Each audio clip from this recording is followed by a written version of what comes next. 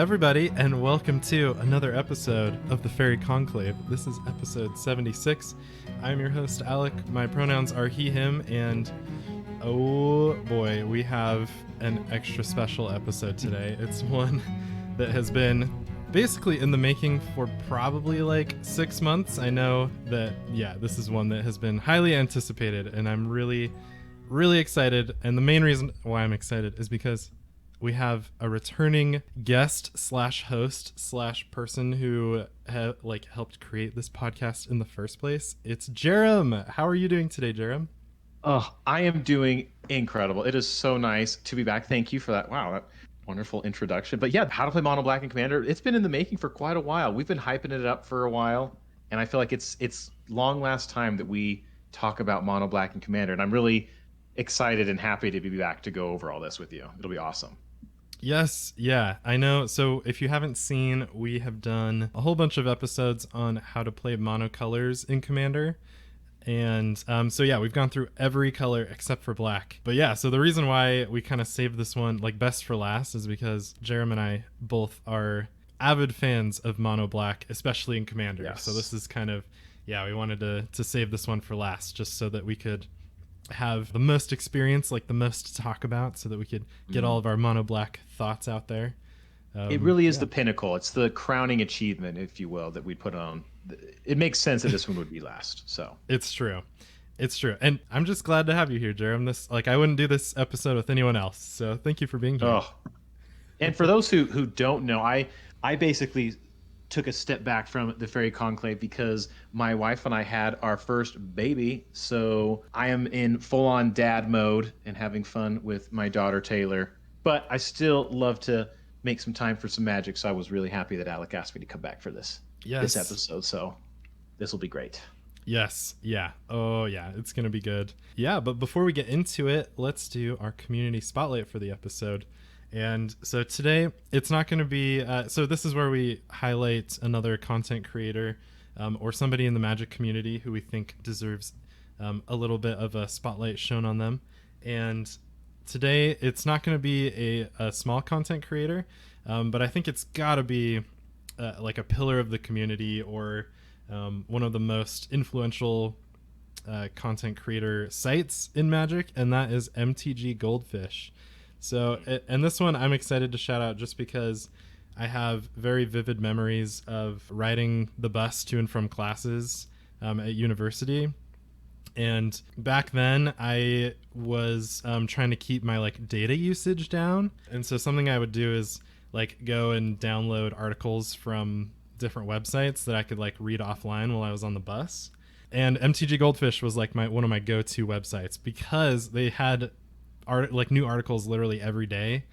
So every day I was riding the bus, I'd just be reading their articles that I would download the day before. So yeah, I really appreciate MTGGoldfish for years, literally just giving us constant articles, and they do a lot of YouTube videos. And there are a whole bunch of really cool people who write the articles and make the videos. Seth, probably better known as Saffron Olive, classic. is so fun to follow on Twitter. Always has great Magic takes, and does a series called Against the Odds that I really like, where he plays super janky cards and tries to make them work in different formats, which I always think is a really good time. So yeah, happy to shout them out in this episode. Yeah, I feel like I would assume most of the listeners for the Faerie Conclave have probably heard of MTGGoldfish, but in case you haven't, please show them some love, because like you said, they really are a pillar in the Magic community, and they just do so much to really uphold the community and really spread the love. And I think it's awesome what they do. It's definitely tons of incredible content. Yes. Sure. Yeah, and you can really find anything there.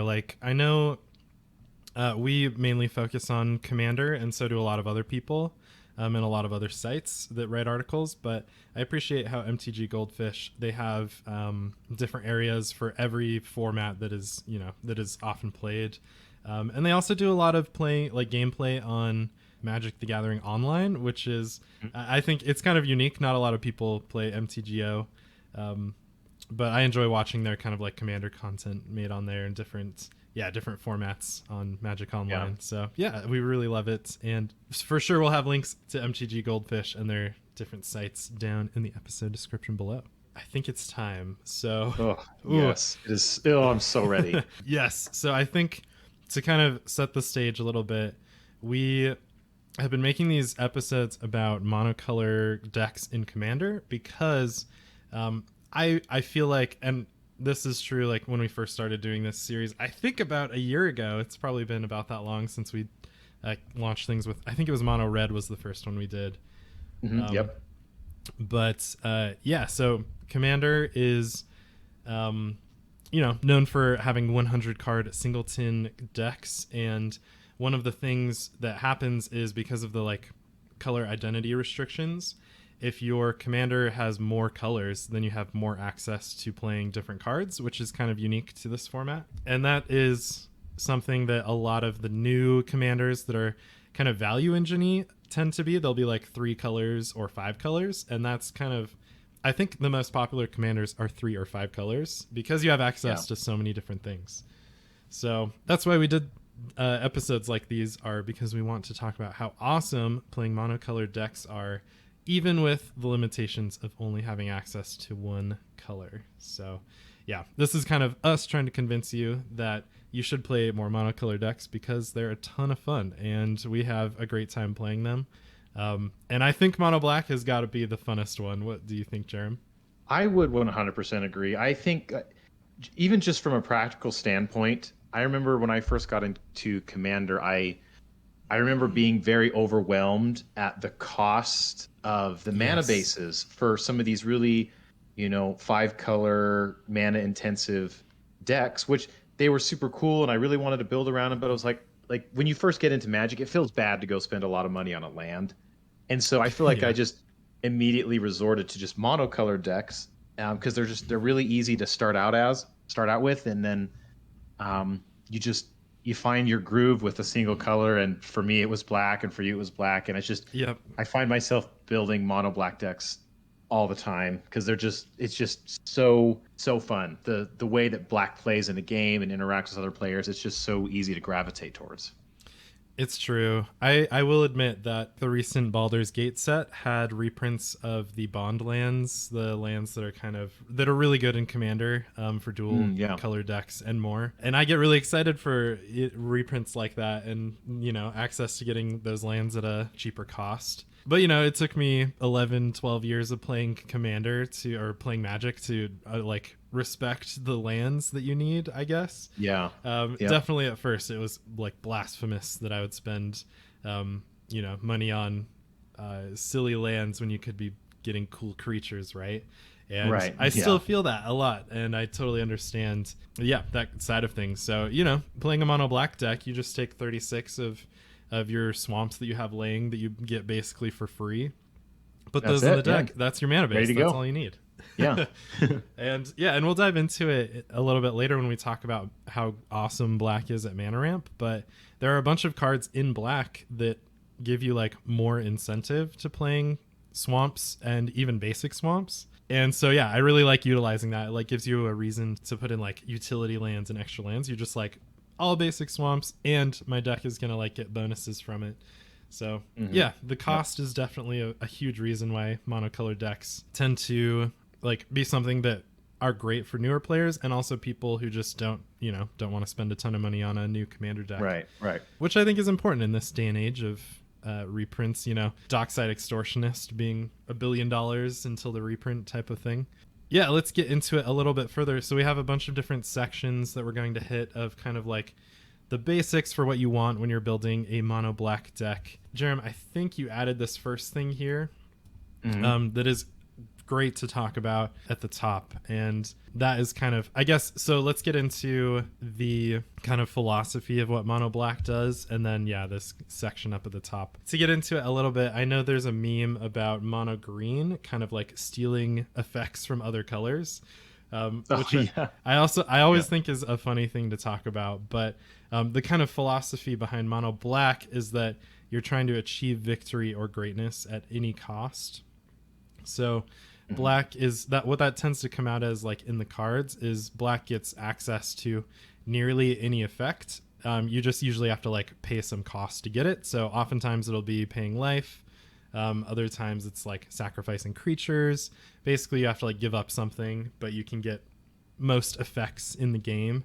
And I think that's really cool. That's kind of what drew me to Black in the first place, is having the ability to do like all kinds of effects, and you're just kind of like giving up your life, which I think is cool. And it also translates to Commander really well, where you start with a really high life total, and then you can kind of like spend that to get any effect you want.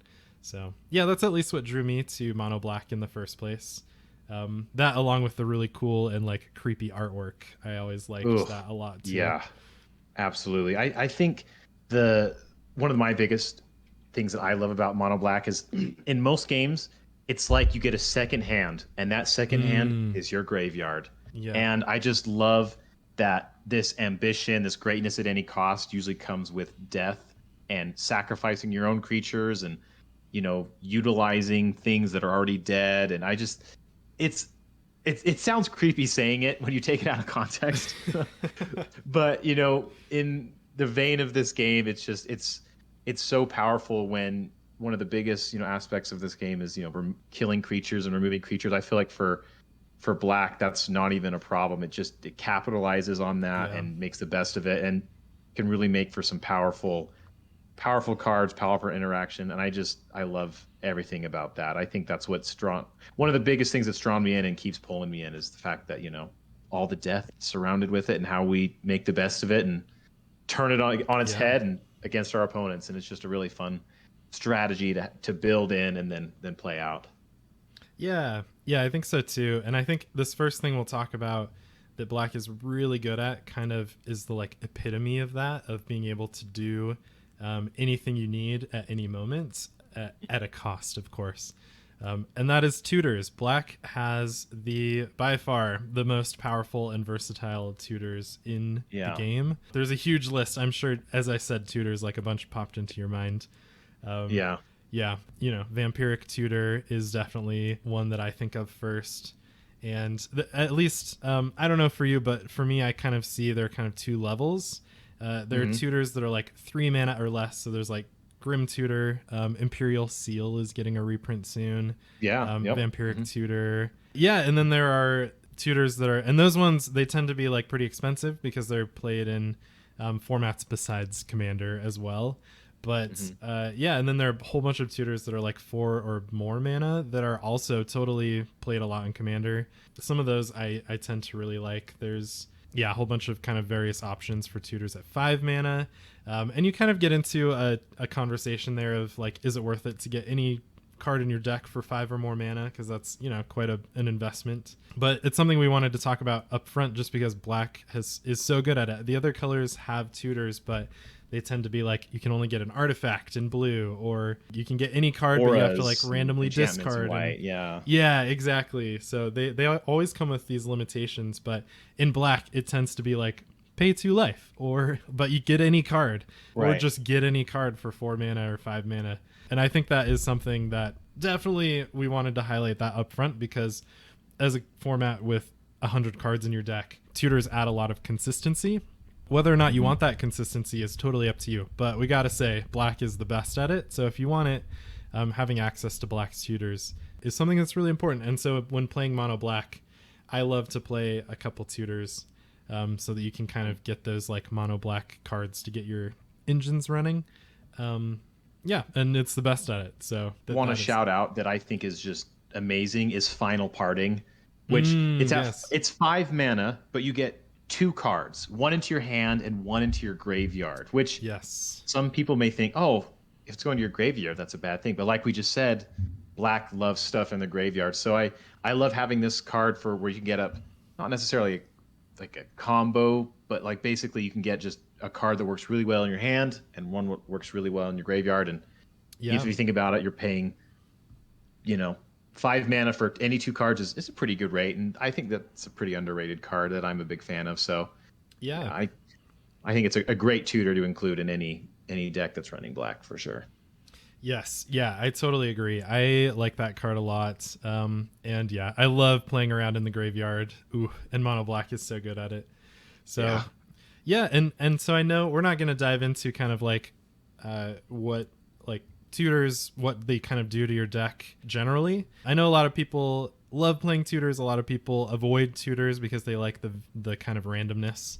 And I think, whatever you like to play, you should totally play. And for me, I tend to lean towards playing more card draw than playing tutors. So fortunately for us, black is one of the best colors at drawing cards, especially in mono black. So if you don't want to play your tutors, you can just play card draw instead and get more cards in your hand. And then like kind of hopefully get an answer to what... Heart of the cards, baby. Exactly. Cards. Yeah, you can believe in the heart of the cards. Yeah, and so I'd say that mono black is one of the best at drawing cards.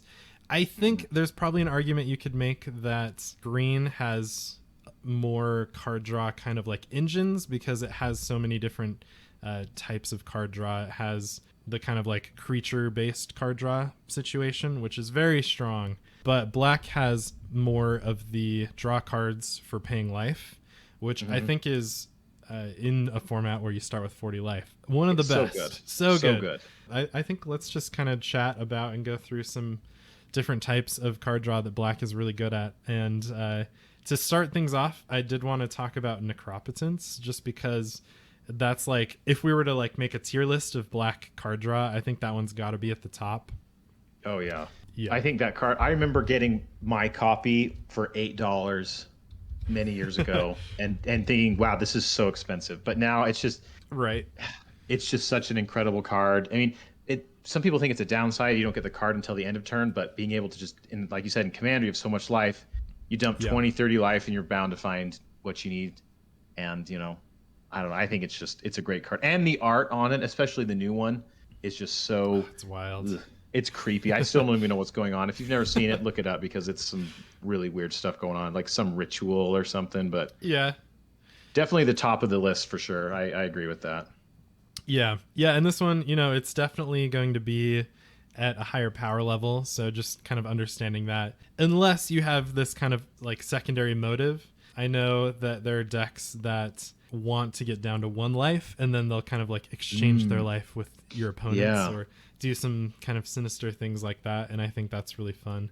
But yeah, so Necropotence, wanted to shout that one out up front. I guess we didn't talk about really what it does, but basically it's an enchantment that you skip your draw step, but instead you can pay life to exile the top cards of your library, and then at the beginning of the next end step, you put them into your hand. And then you kind of like have to discard down to hand sides, I guess is the kind of downside, that it incentivizes you to not be drawing 39 cards in one turn. Of course, there are ways around that, though. So you can build around to make this a pretty absurd card and draw a ton of cards with it. But yeah, Necropotence aside, I think there are a ton of different ways to draw cards in mono black. And so, yeah, Jarom, do you want to go through some examples that you enjoy of just like a burst type of card draw where you just cast a spell, draw some cards? I mean, right off the bat, Sign in Blood, black, pay 2 life, draw 2 cards. I think that's just a great example. Similar with Night's Whisper. Read the Bones, you get the opportunity to scry.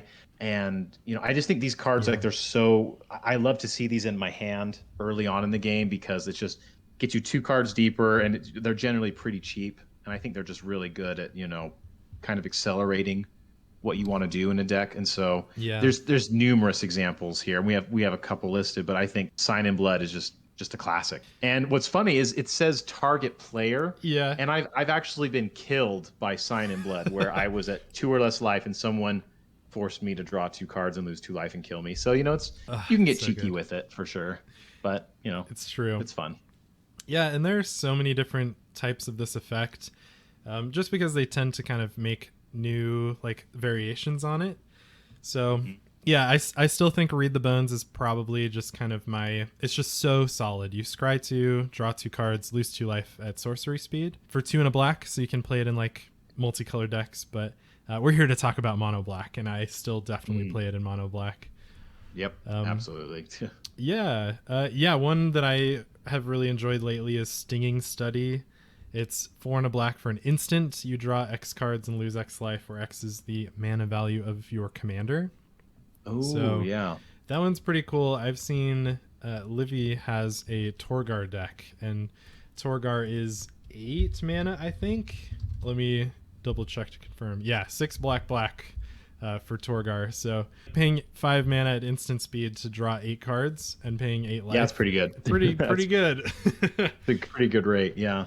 Yeah. I love that they're motivating playing with high CMC commanders. I feel like I tend to stray away from them. So seeing cards like this to motivate that, it's pretty cool to see. Yes. Sure. Yeah, I totally agree. This next batch of cards are some of my favorite ones.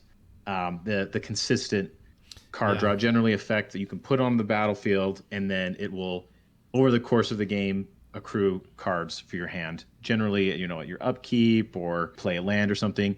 And I think these are some really, really solid ones. You want to go through these ones, Alec? Yes. Right off the bat, I bet everyone is thinking about Phyrexian Arena, which is, it's just been such a solid card throughout Commander's existence. It's 1 black for an enchantment, and at the beginning of your upkeep, you draw a card and lose a life. So basically each turn you're paying 1 life to draw an extra card, which is always a good deal. And it just feels good if you can get a Phyrexian Arena down early in the game and have it stick around for the rest of the game, which it tends to do. I think it can be really good because, you know, unless somebody has like a board wipe for enchantments, they tend not to. Yeah, they don't really get a lot of hate. Like, I feel like anytime I see one, I'm like, oh, I don't need to, that's not my number one priority. Like, it's like, oh, darn, they're going to get value from it. But like, they're going to be drawing double the amount of cards, you know, just for 1 extra life, which is really good. It's true. Yeah. And I will say drawing a Phyrexian Arena like really late in the game definitely doesn't feel as good. At that point, if you need to be drawing more cards, it's still like not the worst. Like, you can still play it and draw an extra card next turn. Yeah. There's Blood Gift Demon, which is Phyrexian Arena, but on a demon, so pretty sweet. Yeah, and then so the one that I think is my absolute favorite in this category for mono black is called Dread Presence. This one is 3 and a black for a 3/3 nightmare creature. And it says, whenever a swamp enters the battlefield under your control, you can choose one of 2 options. The first is draw a card and lose a life. So, you know, pretty sweet card draw. And then the other is deals 2 damage to any target and you gain 2 life. So, yeah, this is, like we were talking about earlier, this is one of the incentives to playing all basic swamps in your mono black deck. This triggers under any swamp, so you can get pretty spicy if you have like Urborg, Tomb of Yawgmoth, which makes all of your lands into swamps. Then it'll still activate Dread Presence, and you can play like dual lands that are swamps and things like that. But, yeah. I just think this card is so sweet. It's like a landfall ability for swamps that draws you cards. And if you need to, you can like pick off little creatures and gain a little bit of life. So yeah, I really like that card. Oh yeah, picking off some mana dorks, and imagine cracking a Myriad Landscape, getting 2 swamps, drawing a card, shooting someone's Birds of Paradise, gaining 2 life. Like, I think it's just a really good engine to have on the board. I think the one downside is it's a creature, but like, I still run this. I think it's worth it for sure. Like, it's just it's a great creature, bottom line, with a ton of really cool value engines on it. So I think it's a awesome one to consider if you haven't ever seen it, for sure. Yes, yeah, I totally agree. I hadn't had a chance to like think about this card until just now, but Jarom, have you seen Protection Racket? It's kind of a recent, it was in New Capenna. It's like kind of a card draw enchantment, similar. It's like, okay, I'll just read it off. So Protection Racket, I'm looking at it right now, but go ahead and read it. Yeah. It's an enchantment that says, at the beginning of your upkeep, repeat the following process for each opponent in turn order. You reveal the top card of your library, and then they pay life equal to the card's mana value, and if they decide to pay the life, then the card gets exiled. But if they decide not to pay the life, then you just put it into your hand. And you do that for each player. So if there are 3 opponents, then you have the potential to draw 3 cards at the beginning of your upkeep. Ooh, yeah. But, of course, if they exile the cards, like if it's a land or something, they'll be like, yeah, I'll exile it and lose 0 life. But that's probably fine. And then if they do exile it, they'll probably take a little bit of damage. Yeah, I really like this card. I'm playing it in my Rakdos Lord of Riots deck because it plays a bunch of 10, 11 mana Eldrazi. And late game, like your opponent is, when their life is low, they're not going to want to pay 10 life. So you either, hit them for 10 or draw an Eldrazi, which is pretty sweet. I think it also has the upside of, I guess you kind of have to be political in this aspect, but I feel like late game you don't want to be drawing lands, and I feel like if you reveal a land, I think an opponent's like I wonder how that would play out. Like as an opponent, if someone revealed a land to me, and I was like, "Ooh, do I want to pay 0 life, or do I want them to draw the lane?" You know what I mean? Like, Right. so I feel like there's some interesting conversations that this card will provoke at the table, and I like it. I don't know. It's kind of a mini game within the game, which is always we love to see. It's always cool to see. So I think I had not even seen this card. I just glanced right over it before when spoilers were out, but Yeah. I think it's looking at it now like definitely an awesome card. Yeah, it's pretty sweet. Like, I love playing Phyrexian Arena, but playing it in all of your decks is, for people like me who play lots of black decks, it just gets a little old. Like, I'm like, yay, Phyrexian Arena. It's just not... And expensive. It's not a cheap card either. Also true, yeah. Price-wise, it's pretty spendy. So, yeah, having another option that maybe isn't as consistent, but it has a kind of little mini game associated with it. Mm-hmm. I love that. I think I'm happy to play that over Phyrexian Arena. Yeah, Definitely. In newer decks that I'm building from here on out, I'll probably reach towards that instead. And I think just to mention while we're talking about cards like this, like Protection Racket, Dark Confidant comes to mind. It's a creature that does it to yourself. You reveal the top card and then you lose life and then draw a card. So for 1 and a black, you'll be drawing an extra card each turn. But I feel like generally that's used in a competitive environment where the CMC of the deck is pretty low. The average is totally not going to hurt you too much, but I feel like I run so many high CMC stuff in my decks. I tend to stay away from this card because taking 5 to 10 damage per turn is not ideal. Yeah, it's a little risky. You can do some interesting things, like if you have a way to like manipulate the top of your library, scroll rack or something like that, then Dark Confidant, you can like make sure it hits lands each time or something. But for sure. Yeah, so yeah, I mean, already we've talked about a ton of different options just for the consistent type of card draw. Yeah, and so those first 2 categories we talked about are mostly paying life in exchange for new cards. These next couple sections we'll talk about are exchanging other things. So the next one is sacrifice or dies triggers. So these are cards that, like, when your creatures die, you draw a card, or if like any creatures die that are on the board, then you draw cards. And this is a section that I love for mono black because we'll talk about later. Mono black has great board wipes, so you can get rid of lots of creatures all at the same time and draw a whole bunch of cards. So I'll pick a couple out. I think my favorites are Harvester of Souls is kind of a classic. It's a 6 mana demon that draws a card whenever any creature dies. And then the kind of like buffed up version of that is Liliana Dreadhorde General, which is a big planeswalker that has a similar static effect. And there's no better feeling than having a Liliana on the battlefield and then having the board get wiped and drawing like 20 cards. Oh, that is glorious. I love that. I think my favorite one in this section has got to be a Yara, First of Locthwain. Ooh, yeah. I think so black. It's just the cost is black. And whenever she enters or another black creature enters under your control, each opponent loses 1 life, you gain 1 life, which is definitely nice. There's some combo potential there. But then she has tap, sacrifice another black creature, draw a card. The one downside is you have to tap her and sacrifice a creature, but I still think this card is it's very versatile. It's got life drain, life gain, and can eat those small creatures you don't want anymore. The fodder to trade them in for cards, which is what you want to be doing in black anyway. At least in all the decks that I build that are black. So she's the one that is usually in the forefronts of my mind. Yeah, same here. And I love her as a commander as well. A mono black commander is really sweet with her at the helm. Yeah, and I think she has a 1-card combo with those that aren't aware. It's a Plague of Vermin, I believe. Oh yeah. Are you familiar with that card? Yes, I love that card. It makes rat tokens. Yeah. I think with her, that'll instantly win you the game. It's a lot of mana, but for those who aren't familiar, I'll just read Plague of Vermin real quick. Pull it up. It costs 6 generic and a black and at sorcery speed. It says starting with you, each player may pay any amount of life. Repeat this process until no one pays life.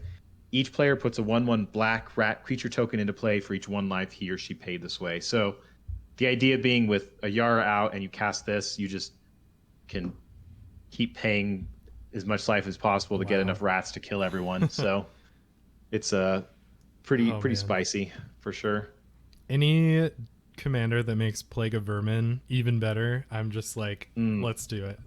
Absolutely. I think there's a couple cards in my favorite section that I think are worth mentioning here, and I think it's the cards like Deadly Dispute. Yes, I was just about to say. Yeah, the Reckoner's Bargain. There's like a Village Rites. There's a lot of new ones that have been coming out recently, and I love these. When I put these in a deck, I feel like they're so versatile, especially like if I have my commander out and someone murders my commander. In response, it's like, you know what? I can't protect them, but I'm going to cash them in for some cards and some treasure tokens. So, I'll cast Deadly Dispute on my commander while someone's trying to kill it on the stack, and then I'll sacrifice it on my own terms, get the card draw, get some treasures, boom. So I just think they're so versatile in that way that, you could use them in so many situations that they're just, I think they're kind of underlooked sometimes, but I think they really, really do shine in so many decks. I agree. Yeah, and in mono black, we'll talk about there are a ton of different strategies that you can do, but one of the big ones is just doing like go wide kind of token strategies. Just like one of my mono black decks is Maronar, which, like we were talking about with rats, makes a ton of rat tokens. And cards like this are so good in that deck just because you have a ton of little 1/1s running around. So yeah, Plum the Forbidden is along the same lines. Ooh, yeah. Yeah, 1 in a black for an instant. It says you draw a card and lose 1 life, but as an additional cost, you can sacrifice 1 or more creatures, and then you copy that spell for each creature sacrificed. So yeah, there are situations where maybe you have a ton of mana open and someone casts a board wipe, and you're like, well, I'll just max out, like I'll spend 8 mana, sacrifice 4 creatures, draw 5 cards, lose 5 life. It's pretty good. Like you can do some pretty cool stuff there. So I'm a big fan of cards like that you, especially in decks that make a bunch of creatures or just have tokens, which lots of mono black decks do. So definitely keep an eye on those types of card draw cards when you're building your mono one black more deck. I want to shout out here real quickly in this section is the new Erebos. New, quote unquote new. Erebos Black Hearted from Theros. So it's an indestructible creature, which is nice, and it has whenever another creature you control dies, you may pay 2 life, and if you do, draw a card, which 2 life for a card. Again, I'm happy to make that exchange. And then the activated ability is removal. You can sacrifice another creature for 1 in a black, and then target creature gets -2/-1. And so I love that to eat off some mana dorks usually early game if you can. Or yes, I think so. Again, just another card draw sort of engine in the background of any mono black strategy, just with some added utility. But yeah, I think it is worth a mention in this section for sure. Totally. Yeah, there are just so many cool mono black card draw cards. It's hard to mention them all. I feel bad we can't give them all justice, but there's just too many. It's true. Yeah, I think the last one I'll shout out is Villis, Broker of Blood. And the reason why is I think this card is especially good in mono black just because it synergizes really well with a lot of other mono black cards. So this is the one. Let me pull it up really quick. Villis is 5 black for an 8/8 flying demon, and you can pay a black and 2 life to give a creature -1/-1 until end of turn.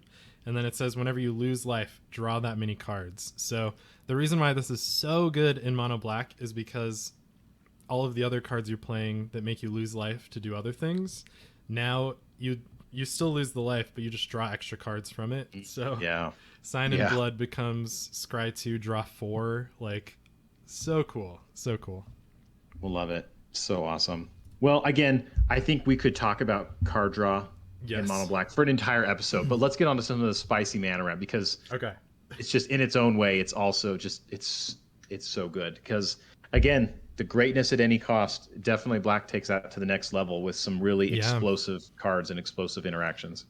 It's true. So yeah, as far as mana ramp goes, we've talked about this on the other mono colored deck episodes, but at this point I feel like each color has very good access to mana ramp just because of the artifacts. So Soul Ring, Arcane Signet, the diamonds, all the 2 mana rocks, all the 3 mana rocks, you can put those in any deck, monocolored decks, doesn't matter what color it is, and have like a solid mana base, like mana ramp package kind of in your deck. So yeah, and I think as far as like rankings go, since we've talked about how other colors like blue, that mana rock strategy is kind of the only way they have to go, besides a few random cards here and there. Green, of course, is top of the list.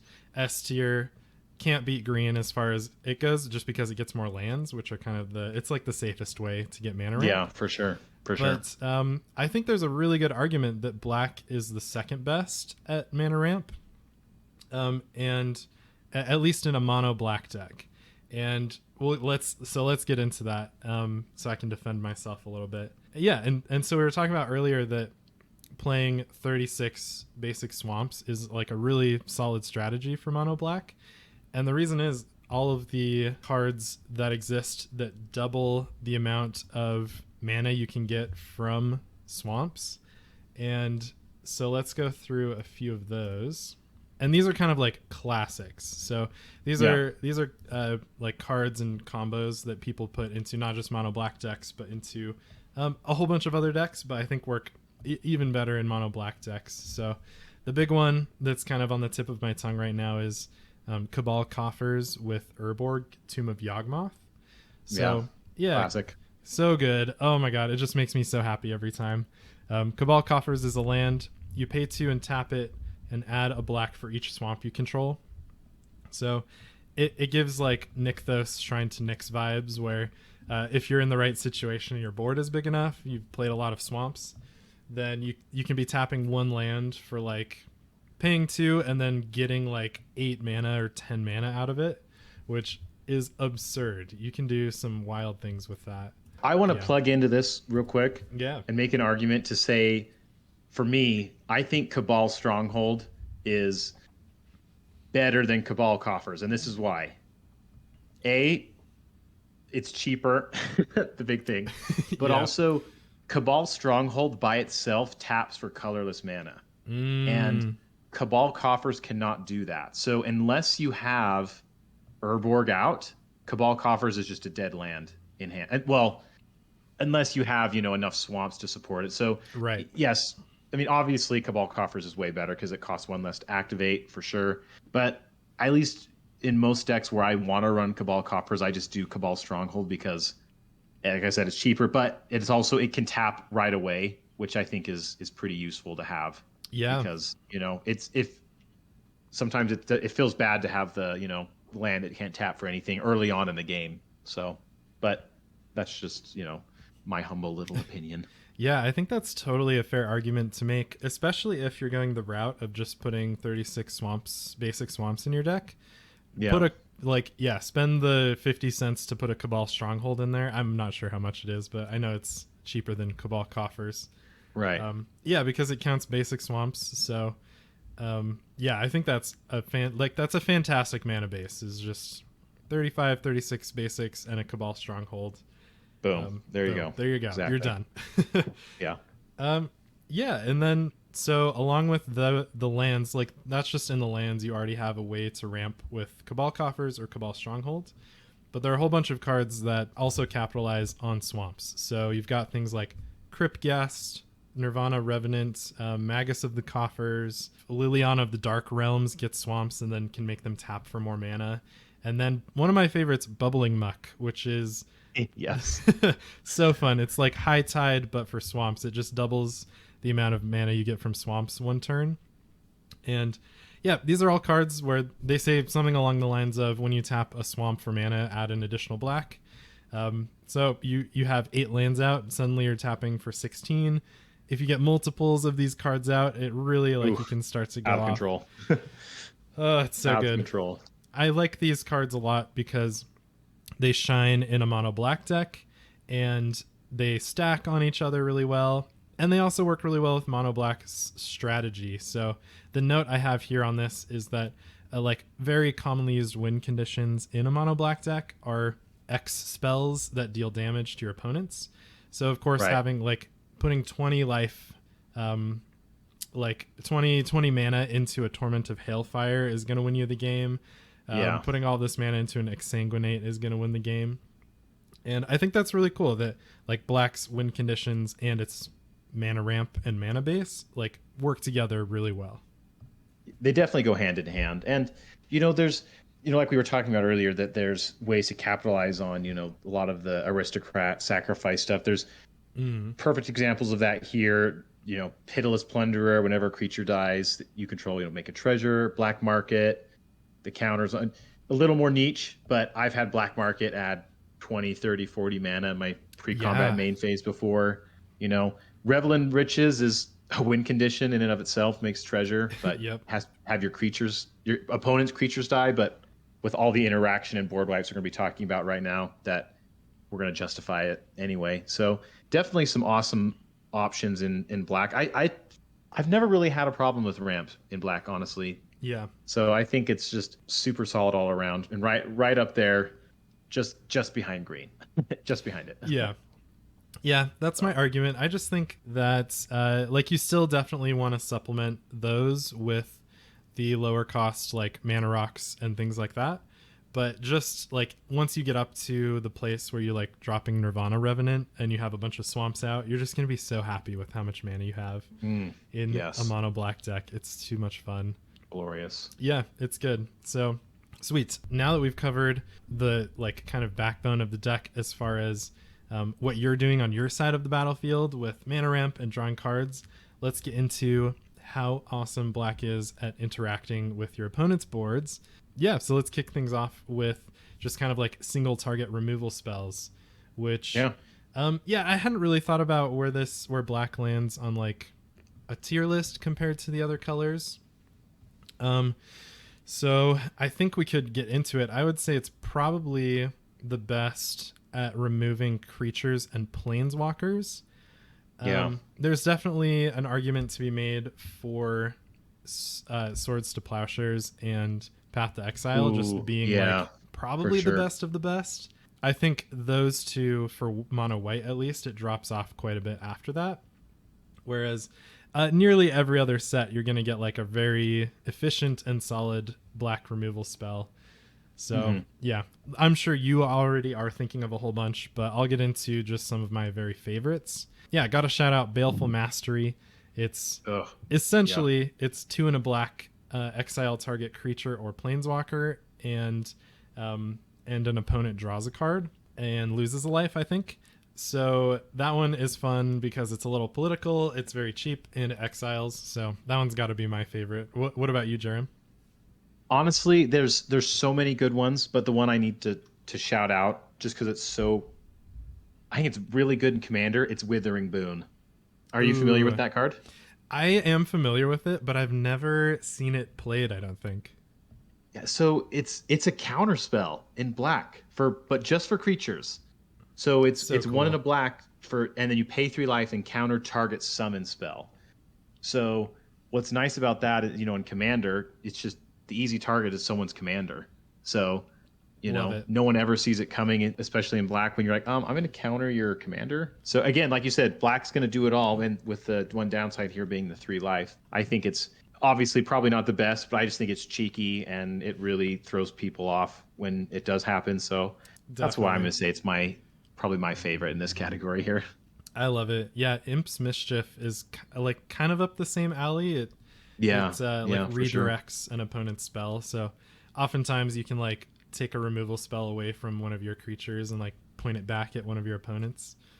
Right. Yeah, which I really enjoy. And then similar to the other sections, there are some removal spells in black that are even better in mono black. So you've got Defile, which gives a creature, it's 1 black for an instant, and it gives a creature -1/-1 for each swamp you have.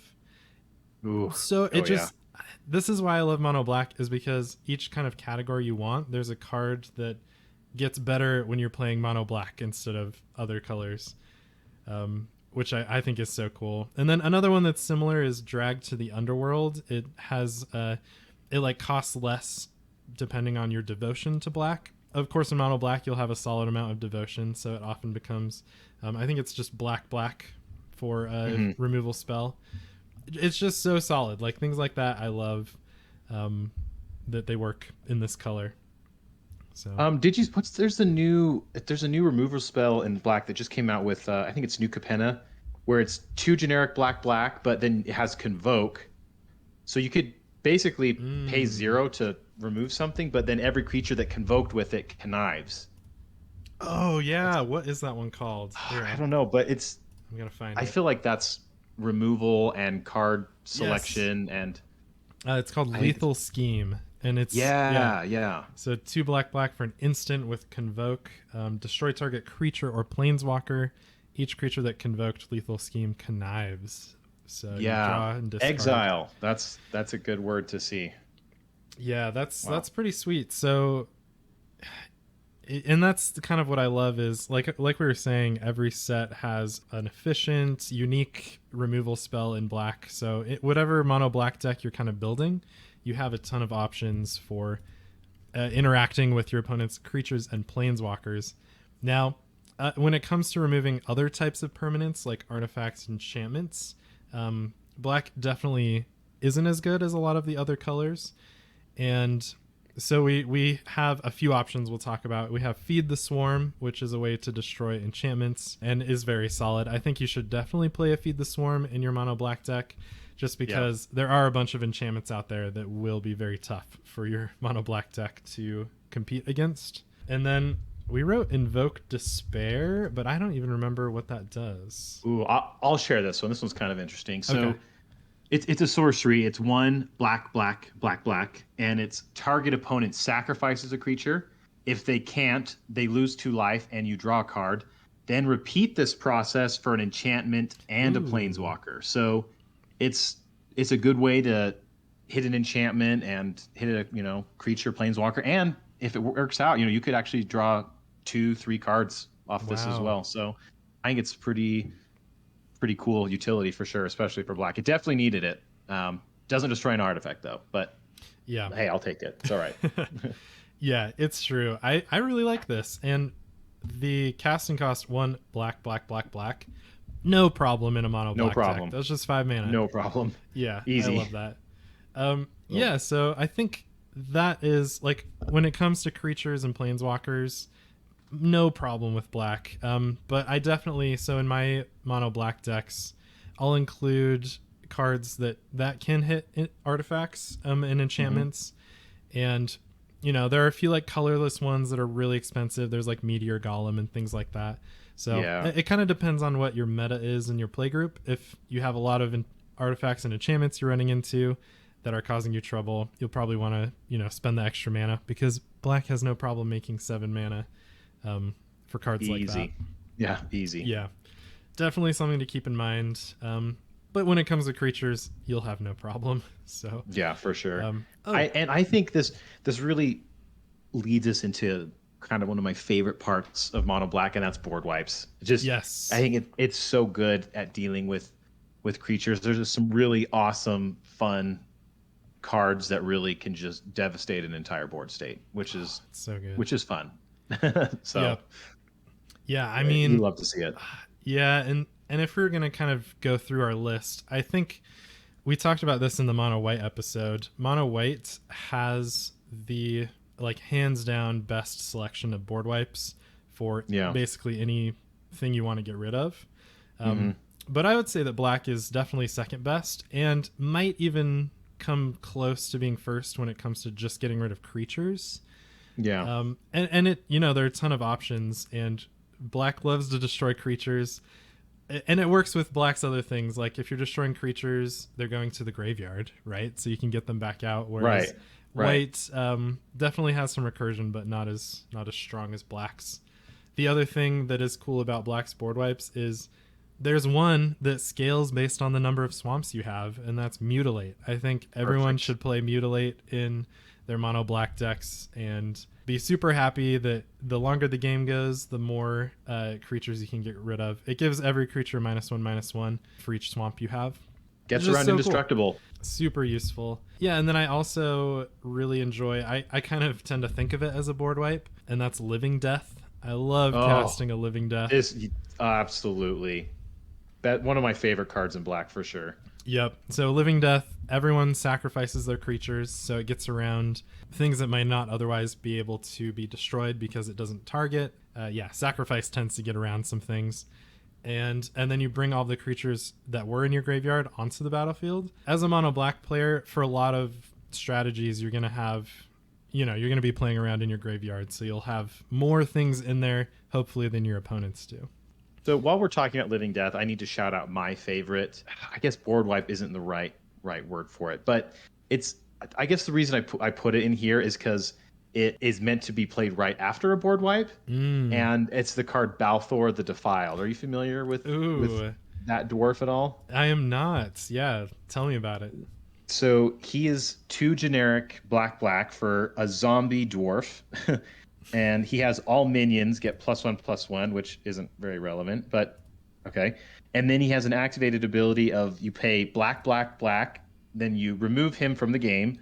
Then each player returns all black and red creature cards from his or her graveyard to play, which I love because I think as fun as cards like Cyclonic Rift are, it just kind of stalls out a game. But it just turns the game into such a chaotic mess. And generally, when I pop his activated ability, I'm set up in a better position than my opponents. But I don't know. It really lets everyone still play the game, and it incentivizes people for having black and red stuff in their graveyards. And I don't know. I just think this card is a real treat, and I love it when I can, someone casts a board wipe, and then I'm able to recover quite well with Balthor. It's basically Living Death on a creature. I think it's one of my favorites for sure. Although not a board wipe, I think it's a good board recovery thing for the whole table, which is really fun.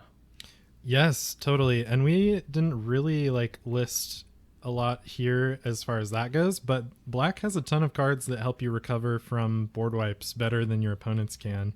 Yeah, there are cards that bring everything back from the graveyard that died this turn. And just bringing tons of stuff back from the graveyard in general, I think, is so good. And then another thing that black does really well is it actually is good at exiling graveyards too, which is kind of funny since black loves having graveyards. So yeah, one thing that is really cool that I like to kind of try to set up is playing something like Zot's Will, which exiles all of your opponent's graveyards, and then casting something like Living Death so that nobody gets anything but you get all of your stuff back. So there's some cards, there's Author of Shadows exiles your opponent's graveyards too. So and I kind of tend to think of that as a removal type, or an interaction is getting rid of your opponent's graveyards, especially for sure. I agree. I think if you and I are playing against each other, it would be pretty devastating for one of us to have our graveyards exiled. So it makes sense. I would be heartbroken. I love it. I think just thinking of just to list off some of the board wipes we have here that I think are worth mentioning, like Massacre Worm, Massacre Girl, board wipes on creatures, which are always fun to see. Yeah. And then, Kindred Dominance, Crux of Fate. I think those are pretty good all around, going to hit most things. Kindred Dominance for sure. But, Crux of Fate, dragons or non-dragons, which I'm curious to see how that's going to change in price with all the new dragons running rampant nowadays. Yeah. But and there's plenty more that we didn't even mention here, but there's some really, really fire cards for sure. So it's true. Yeah, I really, really I wish it weren't so expensive, but I really like the Meat Hook Massacre. I know. Such a cool card. Shout out to Luke, who is a good friend of mine, who opened a copy of that card I think it was during a pre-release or an event from that set, and then sent it to me because I needed one for my Marin deck so badly. That's the best. Yeah, that's the best play of the game for sure. Yeah, I really like that card. It's X black for an enchantment, and it gives everything -1/-1 for whatever X is, and then it just sticks around on the battlefield and does aristocratsy damage to your opponents. So it's like a board wipe and a win condition somehow at the same time. And an enchantment, so it's hard to deal with. But exactly, yeah. Ooh. I love it. Okay, so if we haven't convinced you that mono black is the best color yet, I don't know what else will do it. I mean, so I hope that those are kind of the pillars of what you want in a commander deck, And I hope we were able to highlight some examples of those and some kind of like combinations of cards in those categories that work really well together in just mono black that you can put together in a deck of your own. Yeah, and so besides, the cards that we should responsibly play in our commander decks, Jarom, let's get into some of our favorite pet cards that maybe we just put into the decks when they shouldn't. Although shouldn't is a word that we don't say here because they're pet cards. We definitely should be playing them. Yes, absolutely. Yeah, so you go first. What are some of your favorite pet cards that you play in your mono black? So I'll try and be quick here because I have three. But I'd say number one is Shieldred, the Whispering One, because her art is just disgusting. At the beginning of each opponent's upkeep, they need to sacrifice a creature, which is extremely useful. And then at the beginning of your upkeep, you can reanimate a creature from your own graveyard, which I think is just love it. So much fun utility on a big, creepy-looking Praetor lady, which hard to say no to, if I'm being completely honest. Yeah, Shieldred, definitely one of my favorites too. I think it kind of gives me the vibes of just the kind of battle cruisery early days of Commander, where she doesn't have an enters the battlefield effect that's like devastating for 7 mana up front. It's more of a like slow generation of value, and I really like that. I think it's really cool. Yes, and so my other two are actually 2 enchantments, and I'm curious to see if you've heard of these. And it's No Mercy and Kushkin Falls. Have you heard of these ones? I've heard of No Mercy, but not the other one. So No Mercy is they're both the same mana cost, 2 generic and black. And No Mercy says whenever a creature successfully deals damage to you, destroy it. Ooh. Wow, that's I think that's really fun. It's a fun play around. It really forces your opponents to consider their actions before they get violent. Yeah. Which I love that one. And then Kushkin Falls. It is basically, let me just read it here because it's kind of it's not too complicated. But during your upkeep, tap target untapped creature you control or destroy Kushkin Falls, and no creature can attack you unless its controller pays an additional 2 whenever that creature attacks. So it's a ghostly prison in black. That is which cool. It's definitely got its downsides, but I think this card is just so fun. Again, people just don't see it coming. They're just like, what? Ghostly prison in black? What? Get that out of here. Right. But it's just such a fun card. The art reminds me of Utah, and I think it's a really, really cool card. So I'd say those are some of my favorite pet cards that I wish I had multiple copies of each to put in multiple decks, but they're a little pricey, so I can't do that. But they are fun for sure. So what about you, Alec? Yeah. What would you say is your pet cards? Well, I just have so much to talk about. Those cards that you just mentioned make me think. So lately I've been kind of adding a protection category into my decks. Yep. Because, if I were playing like green, maybe I'd put a fog, or blue, I'm like put counter spells in, and I wouldn't necessarily count those as like protection, but I've been trying to pay more attention to that just because protection's important. You want to kind of like be able to protect the things you're putting together on board. And so, I think No Mercy or like the Ghostly Prison type of things work really well with black because you're paying so much life to do all of your stuff that it's hard to like also be taking damage from your opponents.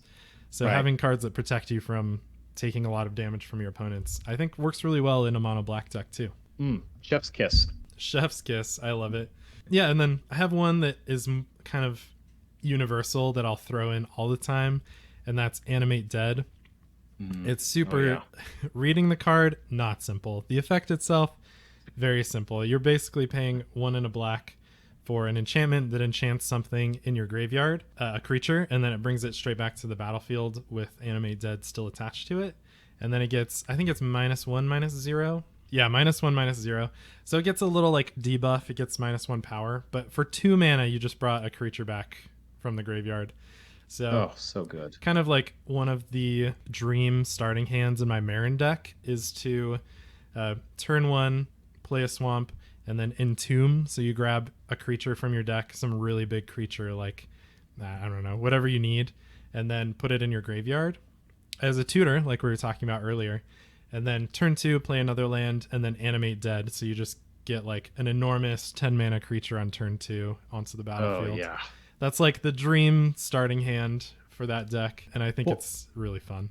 and the versatility too. Like, let's say your commander's removed and the commander taxes through the roof. Like, this is a simple way to just reanimate it from the graveyard. Yeah. I think it has so many different avenues that make it good, which Yeah. is awesome. And we didn't even get into its enchant a creature card in any graveyard. So if you want Oh, to, you can steal one of your opponent's creatures. Yes. Yeah. 2 love it. mana. Oh, it's so good. Yeah. So I play Animate Dead all the time, probably more than I should. But I love it. It's a pet card. Yeah. And then my other one is Temporal Extortion, which you were kind of talking about how cool it is that black has some counter spells and it has some like Ghostly Prison type of things. Well, this is a mono black extra turn spell, which is very unique and super cool. So let me pull it up so I can read the exact wording. Black, black, black, black. So 4 mana for a sorcery. It says when you cast a spell, any player may pay half their life rounded up.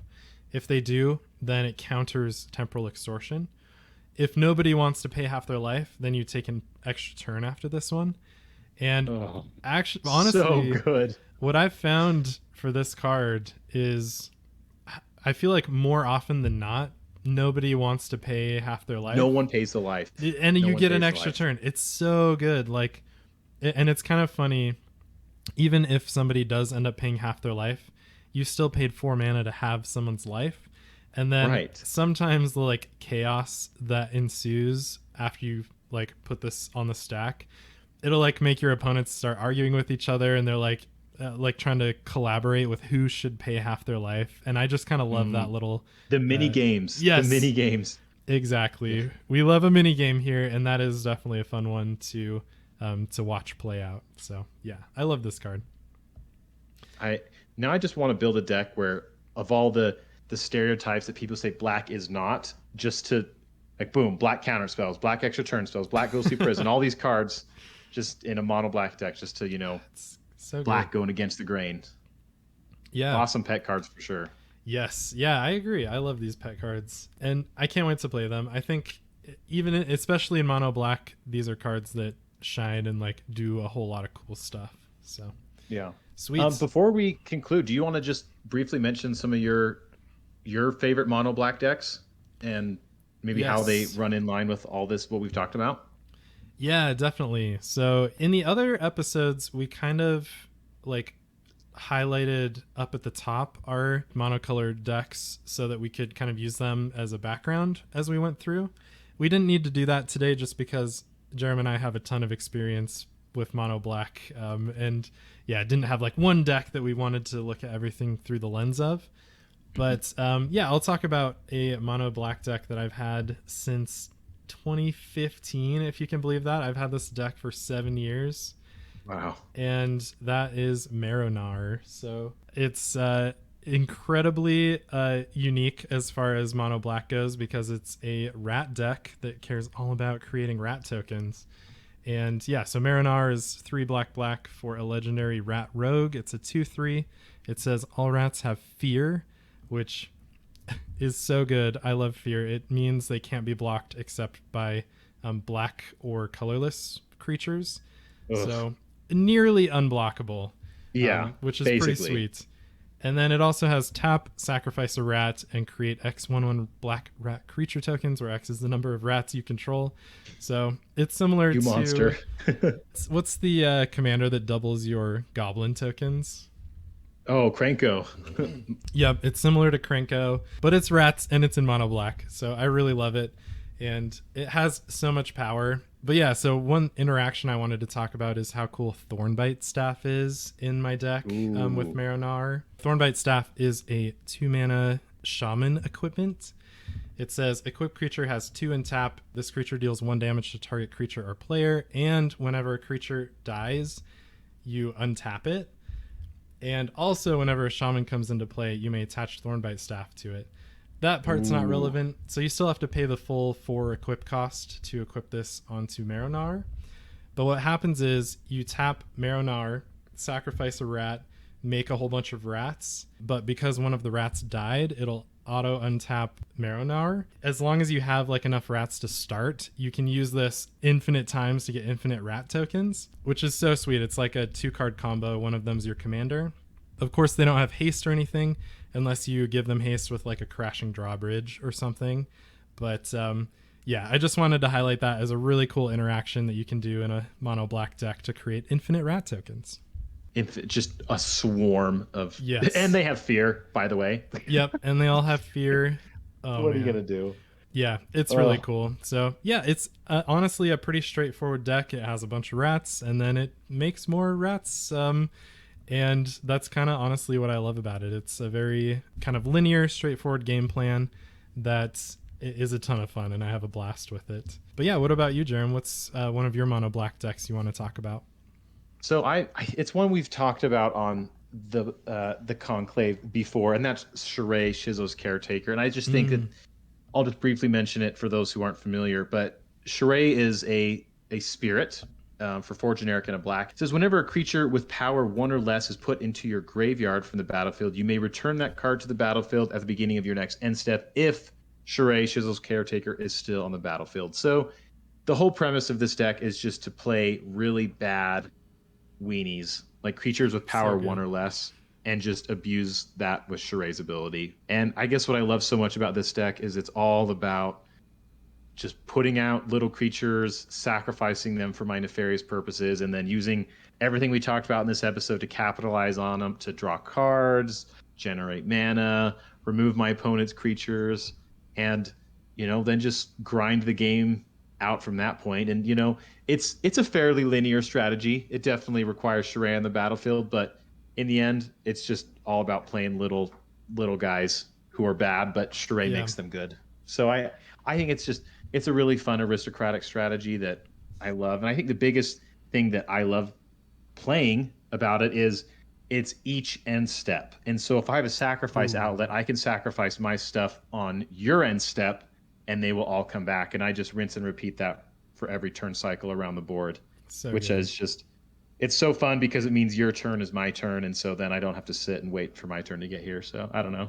It's a fun one for sure. It just does black things. Yeah. And that's what I love is I bet if you like lined up my Marrow deck with your Shirei deck, there would probably be like, besides the swamps, there'd probably be like 5 cards that are the same overlapping, maybe even less. Oh, and they're just like totally unique. And I really like that mono black has the ability to let you build completely unique decks between different commanders with totally different strategies and still have a really powerful and like synergistic background behind them. I think it's really cool. I really hope that someone listening to this today or whenever you listen to it is motivated to go build a mono black deck. I think everyone should do that at some point. I feel like it can be done fairly cheaply with probably cards you have in your collection just sitting around, just because you need to experience the thrill, the ambition of just putting everything on the line to win. Hey, your Exsanguinate may be countered, you may lose, but if not, it's just so thrilling. It's so fun. I just find it to be super explosive, and you're always going to have a cool story out of it when you are playing with or against a mono black deck. And I really got to thank Livi for ingraining that into me. I've heard him say that multiple times. He said his favorite thing about Commander is walking away with a good story. Not if you win or lose, but a good story. And so I think black is perfect at highlighting that. So I think that's an incredible note to end on. Like, go forth now and have a great story in the game, Yeah, and we could definitely, we could keep talking about mono black for probably a long time. Like you said, I hope those of you out there appreciate us shining a light on just monocolored decks and different cards you can put in them, different like strategies and synergies you can put together in them. And that you're inspired to maybe, instead of leaning towards a 5-color deck, just thinking about what you want to do and putting that into a monocolor deck, save a bunch of money on your mana base, and have a great time. Alec, thank you so much for letting me come back to relive some of the glorious days on the Faerie Conclave. This was an absolute blast. Oh yeah, of course. Honestly, you're welcome back anytime. Not even a question, of course. Yeah, and it's been an absolute pleasure. I definitely missed chatting with you, especially about some of our favorite cards and topics. So yeah, thanks for coming back, Jarom. Would it be all right if I close this out? Can I have that honor? I would not have it any other way. So please take it away. Perfect. Well, thank you all, everybody, for coming to listen with us here at the Faerie Conclave. And we hope you all have a wonderful day. And welcome to the claim, everybody. We'll catch you all next time.